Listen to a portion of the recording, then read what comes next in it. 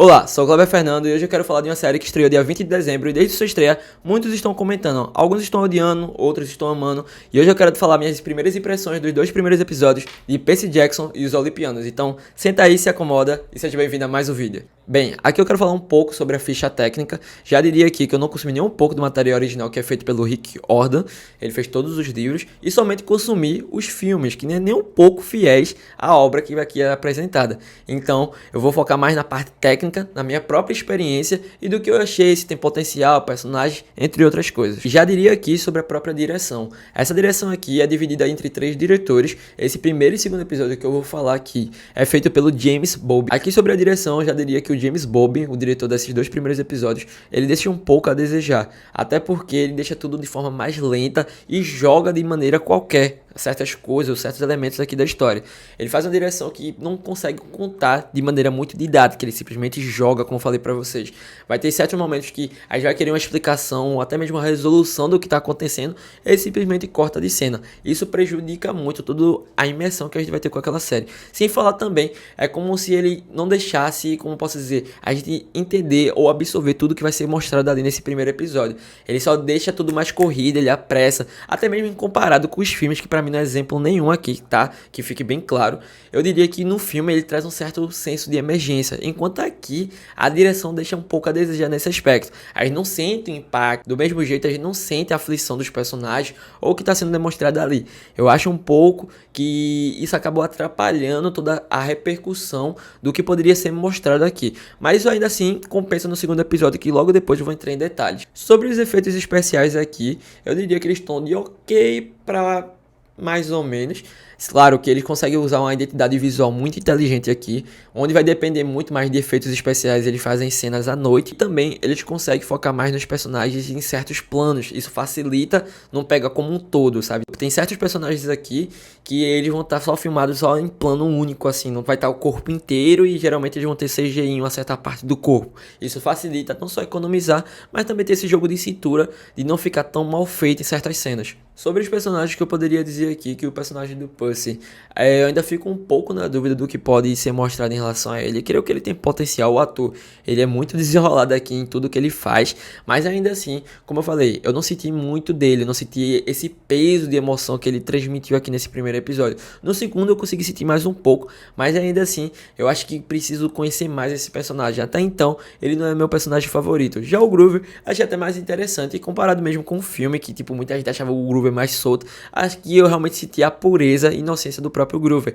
Isso facilita a gente se empolgar e querer entender um pouco da emoção que aquele personagem tem, né? Na verdade, o papel que ele tem ali em proteger o Percy. No caso aqui da Annabeth, já diria que ela é minha personagem favorita. Ela consegue trazer uma carga e até mesmo demonstração do todo o papel dela por ser filha de Atena em certas nuances, seja nas suas falas, seus jeitos, seus trejeitos, entre outras coisas. Isso facilita, como eu posso dizer, a gente se apegar facilmente com a personagem. Em comparação ao Percy e ela, eu prefiro 1000 vezes ela. Aqui a Annabeth, ela não precisa, como eu posso dizer, provar seu valor às pessoas, ela quer provar o seu valor a si mesma. Isso é até mesmo interessante, enquanto a gente vai se aproximando e se identificando com a personagem, até mesmo tendo um certo vínculo ali. Então, pra mim, Annabeth, talvez o Groove e o Percy ali empatado, mas ainda botaria o Percy e depois o Groove. Mas ainda assim, no total, os atores estão muito bem aqui. Mas eu acho que em relação ao Percy, eu acho que poderia ter uma carga de emoção maior em certas cenas, até mesmo em certas falas, em certo peso narrativo, né? Seja com a trilha sonora do diretor ali exigindo dele e colocando outras cenas, um plano de sequência ou coisa assim, que facilitaria a gente ter toda essa imersão e empolgação também com o próprio personagem. E aí muita gente me pergunta, tem potencial? Sim. Tem potencial essa série sim, até porque pelo que eu já ouvi falar dos livros, em cada temporada vai ter um crescimento cada vez maior em sua premissa, em tudo que vai ser mostrado nesse universo. Então eu vejo que tem um certo potencial, mas ainda assim tem que ter muito cuidado do que vai ser mostrado aqui, e como vai ser desenvolvido e de como vai sair de um ponto A para um ponto B. Eu acho que precisa dessa, como eu posso dizer, desse domínio narrativo, como também desse domínio de passar a mensagem, trazer a carga de emoção ali em cada cena, em cada episódio, ou até mesmo no final de cada temporada, porque é isso que vai ligar os fãs à próxima temporada e assim por diante. Então eu diria aqui pra vocês que você quer uma coisa mais leve, uma coisa mais tranquila, que tem um senso de aventura, como também personagens que podem lhe cativar com o decorrer dos episódios, você vai acompanhar o crescimento deles, até porque, diferente dos filmes que tinham atores praticamente bem mais velhos, aqui temos personagens bem novos, praticamente crianças, né? Tipo, os atores têm entre 14 aos 15 a 16 anos. Então isso facilita a gente acompanhar toda a jornada deles e se empolgar, como também se identificar com cada um deles. É uma coisa mais leve, mais tranquila, mas também pode surpreender cada vez mais no decorrer dos episódios. E já daria aqui também minhas notas para os episódios. Minha nota para o episódio 1 fica entre os 6 e 7 ali, eu diria até mesmo um 7 para ser mais tranquilo. Mas o segundo episódio até surpreendeu um pouco e subiu para 7.8. Acho que segue uma crescência até interessante e isso fez eu ficar curioso nos próximos episódios. Depois, quando eu lançar o próximo vídeo do meu veredito de tudo que eu achei da série, eu falo minha nota final de cada um dos episódios, até porque eu fico, como posso dizer, analisando como um todo. Isso vai facilitar toda a coerência narrativa que aqui vai ser mostrada e que eu quero passar para vocês. E aí, agora vai começar a parte com spoilers. Se vocês quiserem ficar aqui, coloque sua conta em risco. Mas bem, sobre o primeiro episódio, como eu falei pra vocês, tem certos momentos que são muito corriqueiros. Eu já diria aqui a parte da professora com o Percy. Ele fica mostrando certas cenas do personagem evoluindo, como também querendo entender todo esse conceito, né? Tipo, na verdade, todos esses poderes que ele tem. E aí a gente até vai vendo uma certa empatia ali com o personagem, como também vai vendo como ele tem uns trejeitos que identifica muito com o personagem original, né? Pelo que eu vi, ele come somente coisas azuis, como também ele é muito até mesmo impulsivo, né? Quando quer ajudar um amigo, mas também ele é muito na dele, porque ele vive se metendo em problema de acordo com seus problemas, na verdade, de acordo com seus poderes, que aqui ele acha que são problemas. E como eu falei pra vocês, a cena da professora é muito corrida, ela chega, se transforma, se joga em cima dele, vai atacar ele e some. Não tem toda uma, como eu posso dizer, um senso de emergência, como também toda a questão de luta ou coisa assim, que até mesmo eu acho que daria uma certa imersão e empolgação da gente do que estaria acontecendo. O personagem só fica sem entender, acha que é até mesmo uma alucinação dele, ou é mais um caso que ele já teve em relação aos seus poderes, e a gente fica sem entender basicamente o que aconteceu ali. Sabe? Até porque até tem um conceito aqui que eu acho até muito interessante, que é a relação à névoa. Pessoas normais, né, humanos normais, não conseguem ver isso, então eu achei interessante. Mas ainda assim, isso tornou ainda mais jogado ainda, porque não cai nada, não quebra nada, ninguém entende nada do que aconteceu ali, e fica somente de todo jeito. Então eu acho que poderia ter um certo desenvolvimento, até mesmo uma direção mais bem trabalhada e desenvolvida aqui, e até mesmo momentos com o próprio personagem do Percy tendo essa confusão, essa indignação em certos momentos, quando o próprio Groover meio que cabueta ele ali, né? Não fala que ele realmente estava empurrando a menina e que ele queria se vingar da menina, coisa assim, mas faltou a emoção ali do Percy, como também todo esse desenvolvimento em questão da direção. E aí cortamos com o Percy sendo expulso do colégio, na verdade ele pega uma suspensão, é expulso, alguma coisa assim. Ele vai pra casa, a gente vê uma versão bem diferente do padrasto dele, uma versão mais, como posso dizer, mais boba, né? O padrasto dele aqui, ele só é um cara donzelo, coisa assim, mas ainda assim é um cara mais ok comparado aos filmes, que era um cara bem rabugento. Então a gente vai vendo um pouco da dinâmica dele com o padrasto e da dinâmica dele com a mãe, que eu até achei interessante, mas logo depois eu tive um certo, como posso dizer, um desgosto em certos momentos ali que eu vou falar pra vocês. A mãe dele, por descobrir o que aconteceu na escola, tem esse senso de, tipo, levar ele embora, até porque já começa as coisas piorarem pro lado do Percy, né? Tipo, os deuses estão achando que ele pegou o raio, então a mãe já quer levar ele pro acampamento. E aí temos um momento dela ali na conversa com ele no chalé. E aqui eu acho que faltou um pouquinho da trilha sonora, como também no outro momento que eu vou falar logo em seguida. Na hora que ela tá falando com ele, eu achei muito, como posso dizer, qualquer coisa. Ela vai só falando, bota até uma piadinha ali de ela ter se relacionado com Deus, ele pergunta se foi com Deus, mas ainda assim, não senti assim o peso dele recebendo aquela notícia ou informação.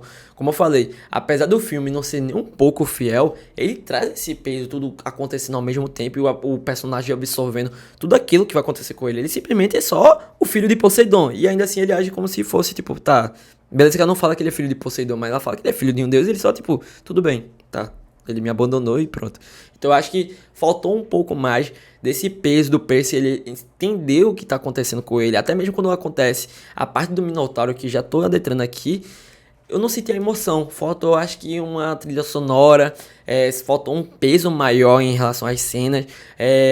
Quando eu falei em trilha sonora, é justamente a cena que eles estão no carro, simplesmente só mexendo no carro ali, dá até um efeito meio artificial, o Minotauro bate no carro, eles caem, pronto. E em seguida, quando chega no acampamento, a mãe dele passa praticamente quase meia hora ali falando com ele. E o Minotauro chegando, ela quer falar com ele, quer se despedir com ele.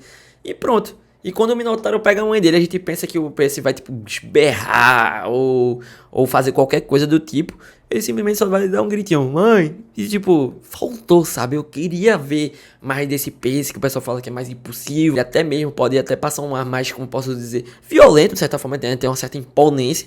Mas aqui, tipo, ele dá um grito, depois vai tentar salvar a mãe, ele luta com o Minotauro, que é uma coisa que também não consegui absorver tanto essa descrença, tipo, não consegui deixar de lado, porque, tipo, às vezes que o Percy é um menino muito na dele, não tem um certo despertar que faz a gente compreender o porquê dele tá tão habilidoso, ele simplesmente era porrado por meninas, ele caía na escola, fazia um bullying com ele, e do nada ele consegue lutar com um Minotauro de 3 a 4 metros ou 5 metros, meio que consegue matar, até porque a gente sabe que os monstros, né, da mitologia de Percy Jackson nunca morrem, eles só desaparecem e depois voltam novamente à vida como eram antes. Então, pra mim, ficou um pouco a desejar esse aspecto de emergência, como também esse aspecto de emoção, como também da própria trilha sonora.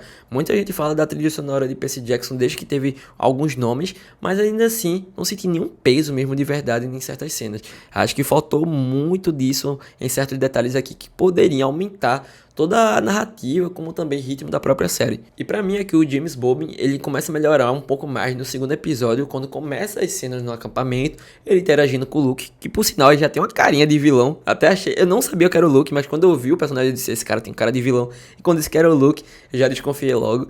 E aí, logo em seguida, ele até mesmo dá um detalhe sobre o futuro, eles falam sobre aquela árvore, falam sobre a Thalia, filha de Zeus. Então eles veem que tem um certo desenvolvimento melhor. Vamos também dar os créditos aqui. Eles conseguem até mesmo preparar o terreno do que tá por vir. Então acho interessante esses detalhes que eles têm aqui. Próprio figurino, própria ambientalização, entre outras coisas. Mas como eu falei, quando chega no acampamento tudo começa a melhorar. A própria Annabeth tem um grande destaque. Mas assim, ela fala pouco, mas fala de maneira muito perspicaz.